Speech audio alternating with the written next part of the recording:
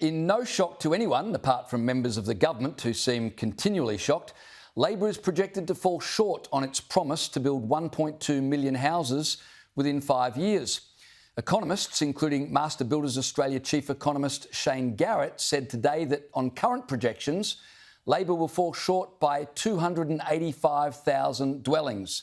As Maxwell Smart would say, missed it by that much. Joining me now is Nationals MP Barnaby Joyce. Barnaby, Claire O'Neill maintains Labor can hit their goal no matter what the data says. Not a chance. When you look at it, what has the government actually done removing government regulations, which they are responsible for?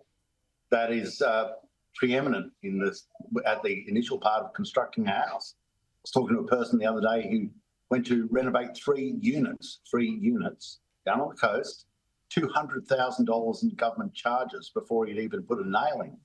I went out to Denman the other day for them to extend an aged care facility in the Upper Hunter in a small town on 10 acres of land, basically cleared, only a couple of trees on it.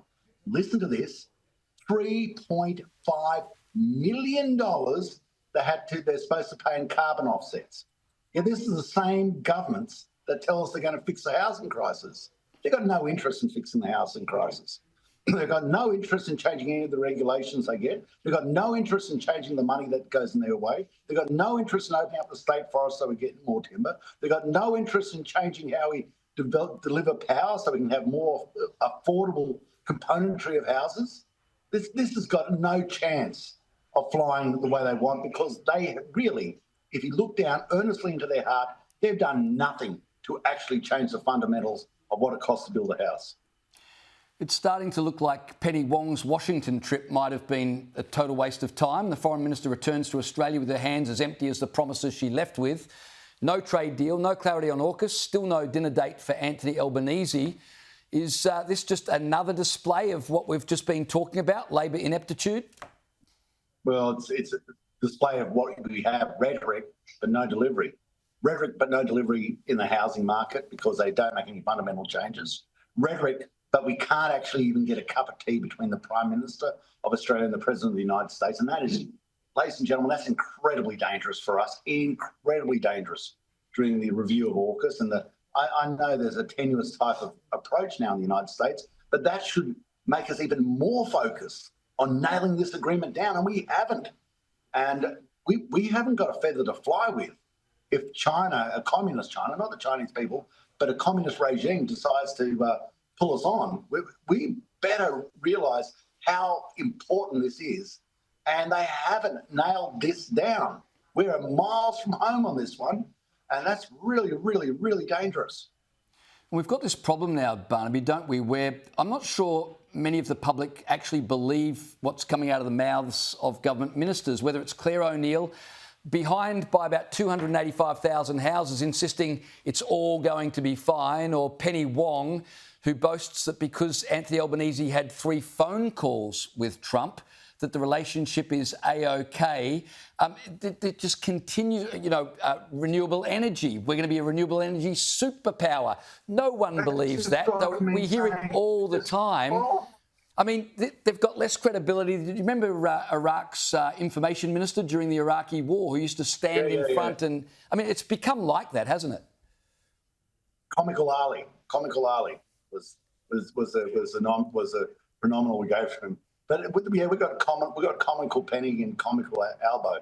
It's just... and it's renewables, intermittent power. We're going to run Australia on intermittent power. We're going to change the temperature of the globe. It's insane. And it's doing us massive damage. And when we should be becoming as powerful as possible, as quickly as possible, basically throwing the rule book out the window and saying it's all about looking after our kids and our grandkids because the world they're going to grow up is vastly different to the world that we were blessed with.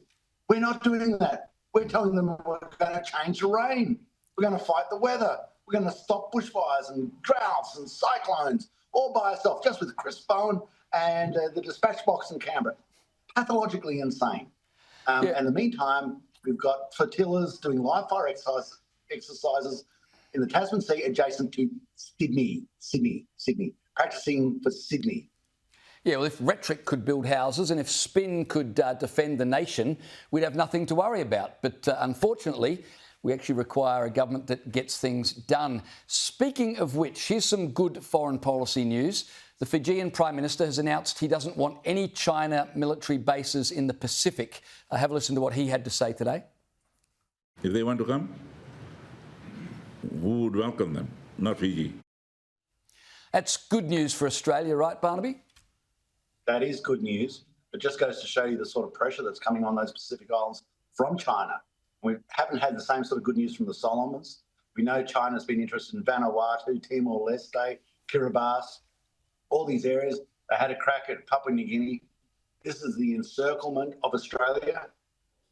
This is the greatest tactic so they can get a foot on your throat and basically pressure you into submission onto their terms. And if that happens, Australia is basically over. You'll be living here, but it won't be the same nation. So having Fiji say that is good, but by gosh, that's another clarion call. Wake up, forget about renewables and intermittence and all this other tripe that you've been focused on. Focus on your nation. Just the fact that Sitiveni Rabuka had to say that shows that the pressure was on him to actually let the Chinese in. Yeah, really good point. Barnaby Joyce, it's always good to speak with you. Thanks for joining me tonight.